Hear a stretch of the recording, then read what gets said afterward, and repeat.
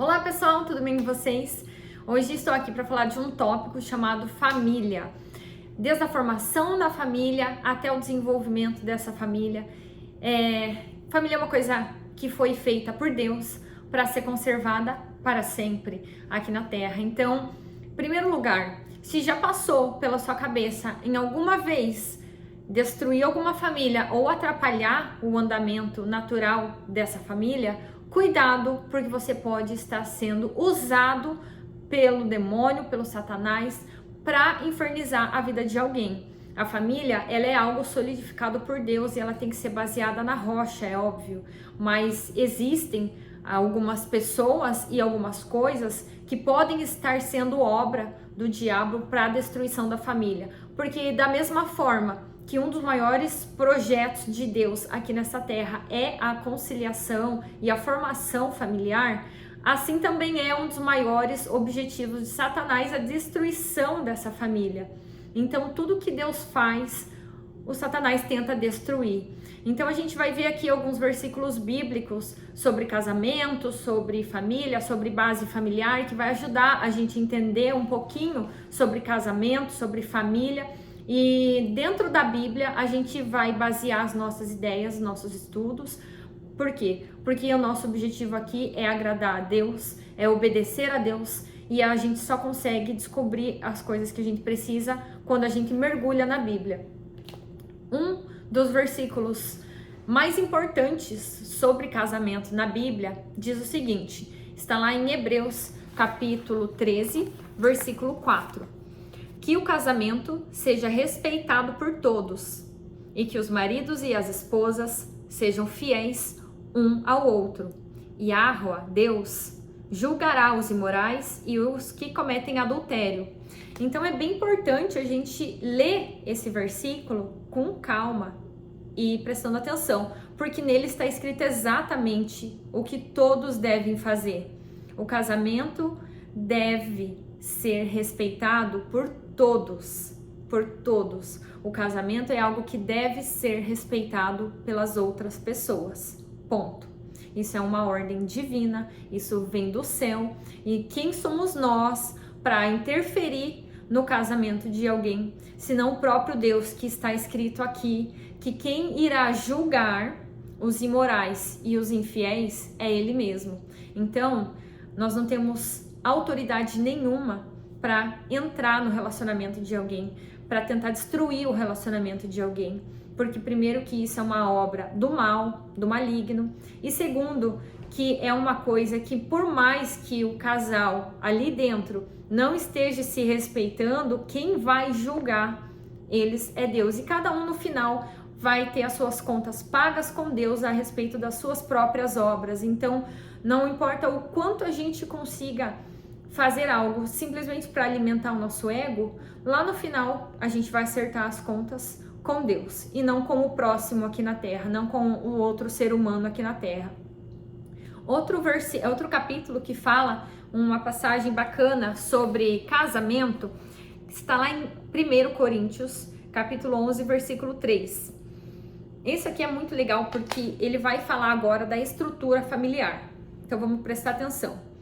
Mas quero que entendam que Yahushua, Jesus, tem autoridade sobre todo o marido. Que o marido tem autoridade sobre a esposa. E que Yahweh tem autoridade sobre Yahushua. Então vamos lá, qual é a hierarquia dentro de uma base familiar? Primeiro vem Deus, depois vem Jesus, depois vem o homem, o esposo, depois vem a mulher, a esposa. Essa ordem ela tem que ser respeitada e existe um sentido para tudo isso, para que uma família dê certo, uma família caminhe dentro dos passos de Deus, ela tem que seguir essa hierarquia.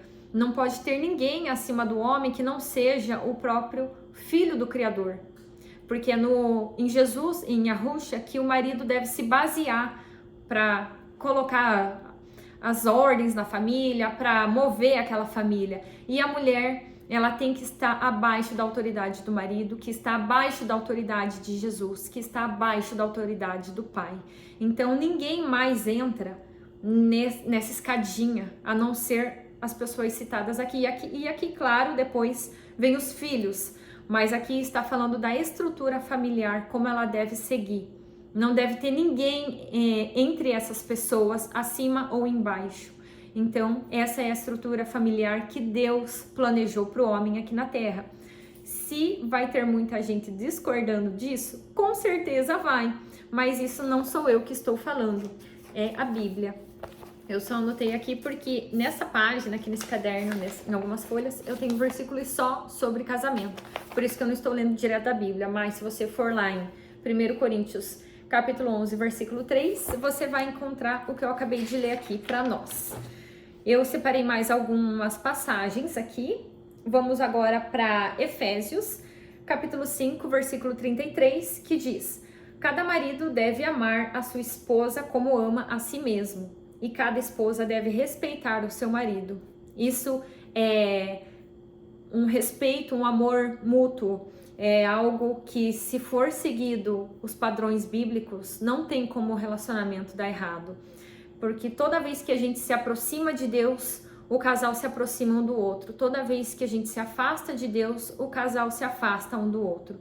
Então, Deus é essencial para que o casamento ele esteja bem estruturado. E a gente acha como deve ser feita essa estrutura na Bíblia. Olha só quantos versículos de casamento eu achei na Bíblia. Aqui eu não vou ler todos nesse vídeo, porque são muitos. E aqui tem mais 2 que também são referência. E ainda eu tenho mais alguns versículos sobre mulher para marido e marido para esposa. Então eu fiz um estudo bem completo sobre casamento baseado na Bíblia. Vamos aqui para mais um versículo, um capítulo e um versículo. Gênesis 2, 18. O Senhor Yahweh declarou que não é bom que o homem esteja só. Farei alguém para ele que o auxilie e o corresponda. Vamos ler mais um, vamos lendo e refletindo. Mateus capítulo 7, versículo 25. Caiu a chuva, vieram as enchentes e o vento soprou com força contra aquela casa, contra aquela família. Porém, ela não caiu porque havia sido construída na rocha. A rocha que é Deus. Toda vez que a gente se aproxima de Deus, a gente une a nossa família. Toda vez que a gente se afasta de Deus, a nossa família tem problemas. Vamos lá para Romanos, capítulo 15, versículo 2. Cada um de nós deve agradar o seu próximo para o bem dele, a fim de edificá-lo. Que é isso que a gente está fazendo aqui. A gente está aqui baseando as meu próprio vídeo aqui na Bíblia, para passar para outras pessoas essa visão que Deus deixou aqui para a gente em forma de palavras. Agora, Tito, capítulo 2, versículo 3. Aconselhe também as mulheres mais idosas a viverem como devem viver as mulheres dedicadas a Yahweh, que elas não sejam caluniadoras nem muito chegadas ao vinho, que elas ensinem o que é bom, para que as mulheres mais jovens aprendam a amar o marido e os filhos e a ser prudentes, puras, boas, donas de casa e obedientes ao marido, a fim de que ninguém fale mal da mensagem de Deus e Yahweh. Aconselhe também os homens mais jovens a serem prudentes, e quando ensinares, seja sincero e sério. E agora vamos falar aqui um versículo a respeito de sinceridade e mentira. Bom, separei aqui 2 capítulos para a gente ler juntos, porque no versículo anterior que a gente acabou de ler, está dizendo: seja sincero e sério quando estiver ensinando, correto? Sinceridade significa não mentir. E o que a Bíblia fala sobre mentiras? Que é inclusive um dos mandamentos: não mentir, não dizer falso testemunho. Mandamento número 9, não dê falso testemunho contra o teu próximo. O que é falso testemunho? Nada mais, nada menos do que mentiras, do que falar o que não é verdade. Isso é um mandamento bíblico. Vocês têm noção de que uma mentira, seja ela bem pequenininha ou ela bem grandona, ela é mentira? E que tem um mandamento, e um dos 10 mandamentos é não mentir? Então, assim, além dos 10 mandamentos, na Bíblia tem muitas outras coisas, orientações, leis que nós temos que seguir, que fazem da nossa vida pessoas de boa conduta, mas os 10 mandamentos é o início de tudo. E aí quando a gente lê mandamento por mandamento, a gente está seguindo os 10, a gente está fazendo alguma mentirinha no dia a dia, alguma mentirona que chega realmente a prejudicar alguém, ou a gente faz alguma mentira que não prejudica ninguém, mas ainda é mentira. Tem que perceber isso no nosso dia a dia para a gente ser lapidado, para a gente se aperfeiçoar como ser humano.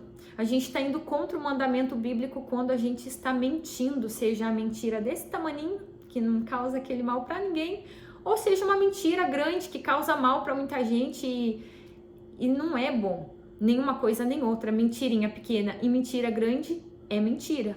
O mandamento fala para não mentir. E em Provérbios 28, 9, para fechar aqui o vídeo, eu vou dizer aqui um capítulo bíblico que esse aqui vai pegar muita gente de surpresa e muita gente não vai gostar, porque muita gente sabe que mente, e esse versículo aqui vai ser pedrada, então segura. Deus despreza até as orações de quem não obedece às suas leis e seus mandamentos. E aí, para você que mente, que não está obedecendo o mandamento número 9, em Provérbios está escrito que Deus despreza até as suas orações. Então vamos parar para analisar todos os dias se a gente está em dia com Deus e se a gente está em dia para nossa salvação, porque é isso que a gente está buscando aqui. Diariamente a nossa salvação, diariamente melhorar e nos lapidar para agradar a Deus. É isso, pessoal. Um beijo para vocês. Tudo de bom. Fiquem com Deus e até o próximo vídeo.